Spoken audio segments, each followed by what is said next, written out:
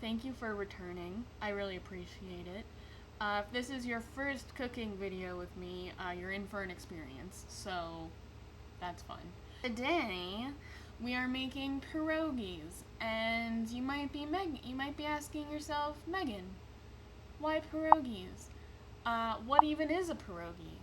What is this word you are saying? And a pierogi is a potato dumpling of sorts. It's a Polish food. September 2nd is my grandma's birthday. My grandma has passed, but she was the coolest lady, and she made the most bomb-ass pierogies. So I figured what better way to honor her than on my new YouTube channel, making pierogies. To keep with the tradition of my cooking videos, in that they are healthy-ish, I am making healthy-ish pierogies. And when I say I am skeptical, I mean it. I am used to the normal pierogies that are just made with sour cream and potatoes and cheese. This shit has cauliflower in it, still has potatoes, still has cheese, no sour cream involved. We're using Greek yogurt today. I mean, I'm excited because if these actually do turn out good, it will be a good recipe for me to have, but your girl is skeptical. So when you're making pierogies, you typically make the filling before, like the night before, because you want it to be totally cooled down when you actually make the pierogies. We're making the filling tonight, and we're gonna make the dough tonight as well. And I'm just gonna leave it in the fridge until tomorrow, until we actually make the pierogies. So the only potatoes involved in this recipe, which honestly just feels wrong, are 2 Yukon Gold potatoes, and it says 8 to 10 ounces. I weighed these, it's about 11 ounces, but I'm like, you know what? We're using 11 ounces. I need to peel and dice these, so I'll be right back. Alright, I have 2 pretty well peeled potatoes, so we're just gonna use those. And saying I only have 2 potatoes when I'm making pierogies feels wrong. Normal pierogies call for about 8 to 10 potatoes, if I recall correctly. So only using 2 just feels terrible, but it's what the recipe calls for. Oh my god, okay. So now we're just gonna cut these bad boys up into 1-inch chunks. Those did not turn out how I wanted them to. So we're gonna go in and, no, those are roughly 1 inch. Good enough. We're doing it for the pierogi, y'all. Doing it for the pierogi. My dad made a comment about how I have excellent knifing skills, which I know he meant sarcastically, and I was like, yeah, you know what? I do suck at using a knife, but I think that adds appeal to my cooking videos. Cool. Alright, so we have the two potatoes cut up. And next to the potatoes, in a 9x9 pan, we're adding 1.5 cups of cauliflower florets. The recipe calls for 3 cloves of garlic, so naturally I have about 5 here. So all of the cloves of garlic have to be smashed, which means you put it under your knife and you just like smash it. So now to this, we add 1/4 cup of water. I used a mason jar because we're real fancy to measure 1/4 cup of water. Put that in there, and then you can cover it up with like a glass lid, or they also suggest a little bit of aluminum foil. Wow, aluminum foil, not enough. Okay. Yay. You know, it said loosely, so we're just gonna consider this loosely. Wow, I was not prepared for that at all. Just to recap, we put our potatoes and our cauliflower and garlic in this 9x9 baking sheet. We're gonna throw it in the oven. The oven is preheated. I know you guys can't see me. Hold on. I fixed it, I think. So yeah. So we put everything in a 9x9 baking sheet. We're gonna throw it in the oven. The oven's preheated at 400 degrees. And we're gonna let the vegetables roast in there for about 30 to 40 minutes until they're really, really tender. She's in.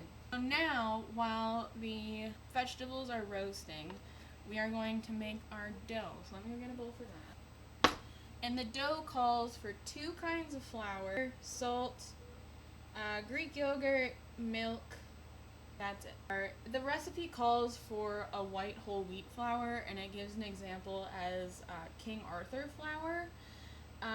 But I didn't feel like buying that, so I did not. So I'm just using regular like white flour. I don't know if this is even the same thing. It might be. I might just be that stupid just using like normal white flour. But I did get, it calls for a cup of spelt flour as well. So I did get that. Well, we're supposed to start with the flours, and I need a whisk, which I used today. I used this whisk to make the new pumpkin flax Kodiak cakes today, which are actually pretty good. Hopefully our pierogies don't taste like pumpkin spice. Oh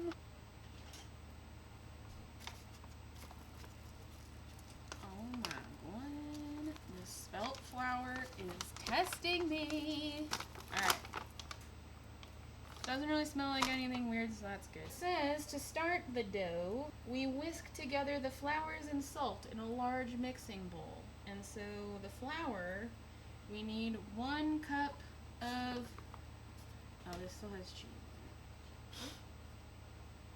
We need 1 cup of the svelte flour. We need 1 cup of the spelt flour.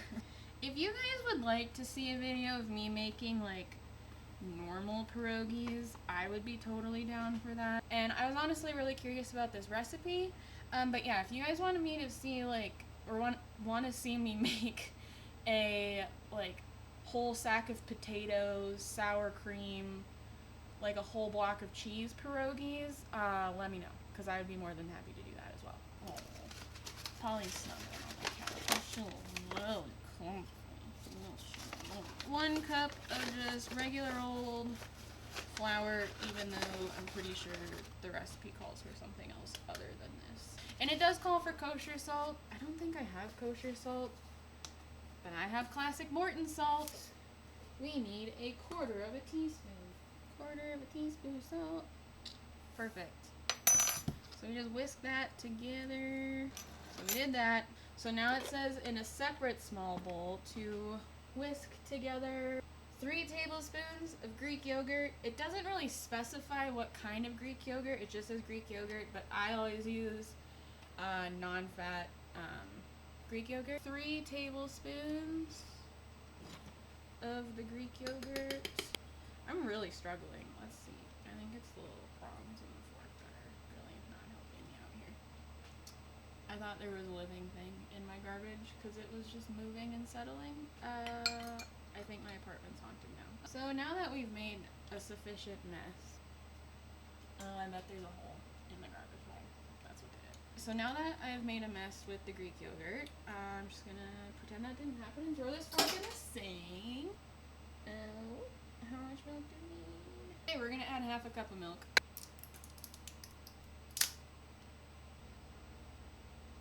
Boom. 1/2 cup of milk. This is not a big enough bowl. This is what I'm trying to work with here, and it's not. It's not gonna be great.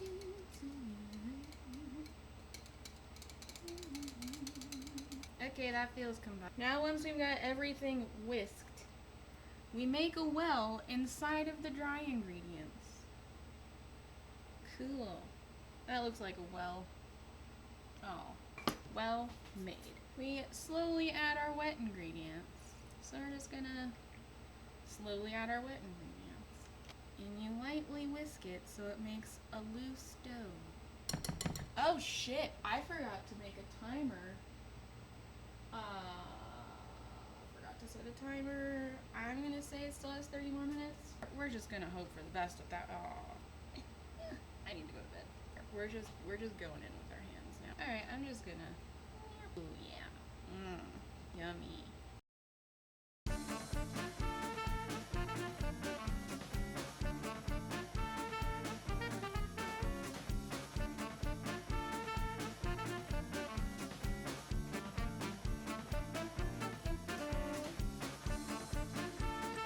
Okay, so I still have some like crumbles in the bowl. I had to add some more milk. I don't really know if I did this correctly, but we're gonna find out. It says now that it has been kneaded for 8 minutes.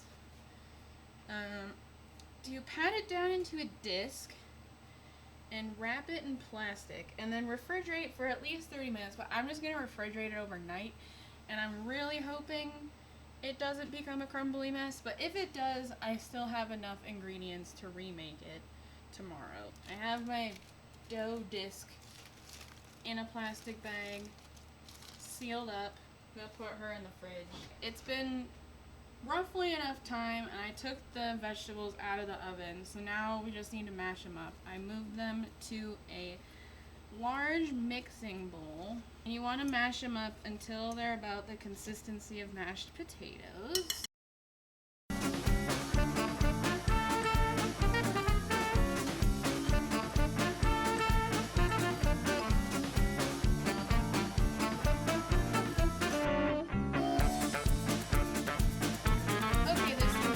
So, another part of the recipe calls for 4 scallions with the green and the white parts separated.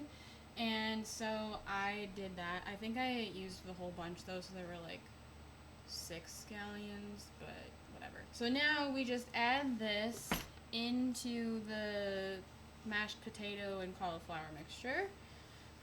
We add the scallions in, that's what I'm doing. And then it also calls for half a cup of farmer's cheese. I don't know what farmer's cheese is. I don't know what the difference is.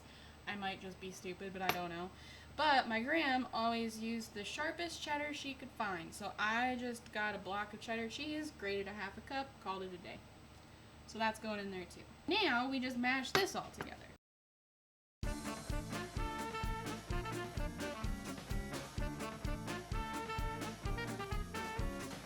Okay, so I have everything mixed together. I actually tried a couple bites of it, and it's not, like, it's actually pretty good. Do I think it tastes like the inside of a normal pierogi? No. But, or at least my grandma's pierogies, no. It's definitely not, like, it's definitely good. So I am looking forward to seeing how the rest of this goes tomorrow. This is kind of what the mixture looks like after. I don't really know if you can even tell what that looks like. I'm not going to keep it in this big bowl. I'm probably going to transfer it to a smaller one just because my fridge is really small. But yeah, so I'm going to pop this in a bowl, put it in the fridge overnight because you want it to be completely cooled down until, like, before you make the pierogies themselves. So yeah, this is all I had to do tonight. And so I will see you back tomorrow when we actually assemble the pierogies. Good night, everybody.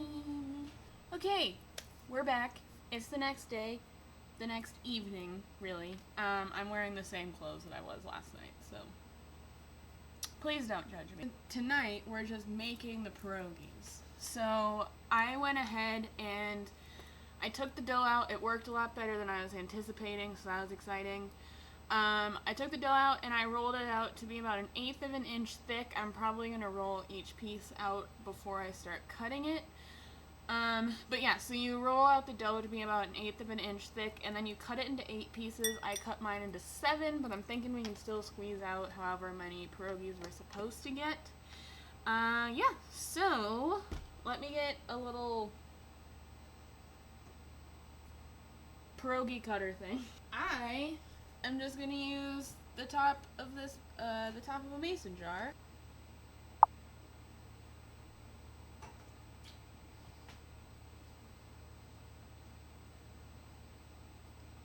Are you gonna watch me do this? Like sometimes I won't. No!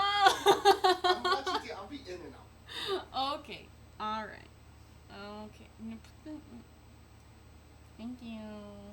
Okay, so the recipe says to use a circle that is 3 1/4 inch, but I'm just using the top of this mason jar.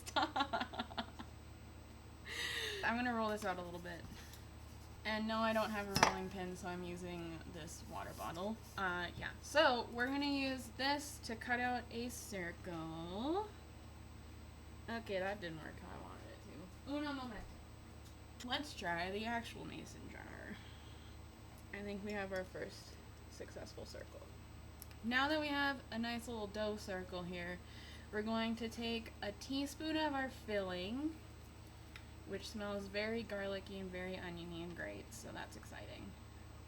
And then you just put that in there, and you fold it over like so. And then the recipe says to take a wet finger and run it across to kind of seal the edges. But when I make them, I usually just kind of like pinch them shut and hope for the best. So that's what we're gonna do. And yeah, so we're just gonna keep doing that. So here we go.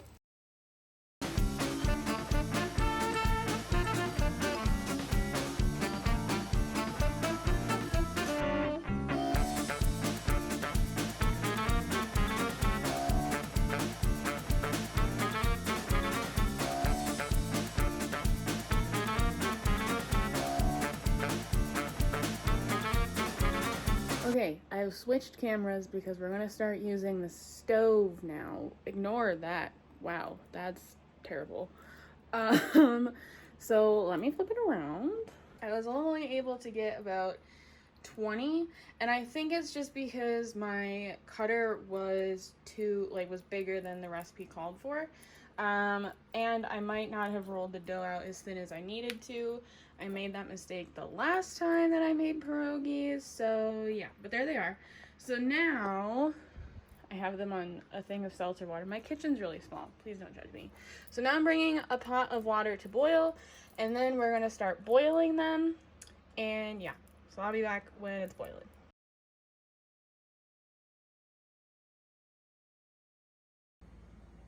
She boiling. So, alright. So now we take these, ignore the egg right there, I apologize. My whole kitchen's just a hot ass mess, so please just ignore the whole thing. So we take these, we drop them in there about 10 to 12 at a time, and then it says it should take about 5 minutes for them to cook. And basically what you're going for is the dough to be tender and the insides to be hot. So when I make pierogies, traditionally it's like a dumpling, and so when they're done they float to the top. So I don't know if these are going to do the same thing or not, but we're about to find out. I'm still real skeptical about these guys. I don't know.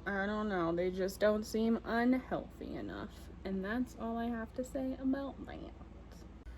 We have a floater. Okay, so I'm just gonna assume this is done then, and I'm just gonna use a spoon and scoopity poop it out like so. Put it on this plate, and now I'm just gonna wait for the rest of them to do that, and then I'm gonna add those in, and then we'll be back. So dare I say we have pierogies. They look like normal pierogies, just a little more brown. They also look a little bit bland, so what I like to do is I'm heating up a pan that has been greased with some avocado oil spray, and we're just gonna throw these in there. Ow, those are really hot. And we're just gonna make them a little bit crispy. Yeah, I'm gonna go do that real quick.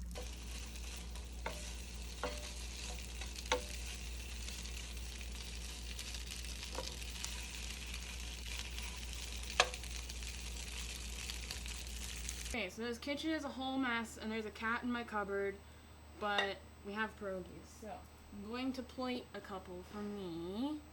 Just gonna take some here. I'm telling you, they look like pierogies. They're just a little more brown, so who knows. And because one thing I will not do in the name of health is give up sour cream with my pierogies, I still got sour cream. The recipe says to use Greek yogurt, but we're just not doing that, so. Okay, so I'm just gonna take a little doopy dop of that.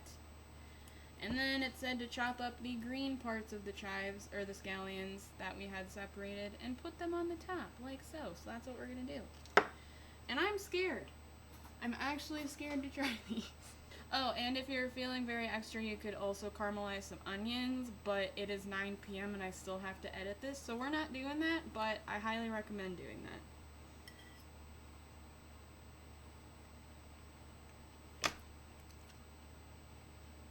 Okay. Here's the deal.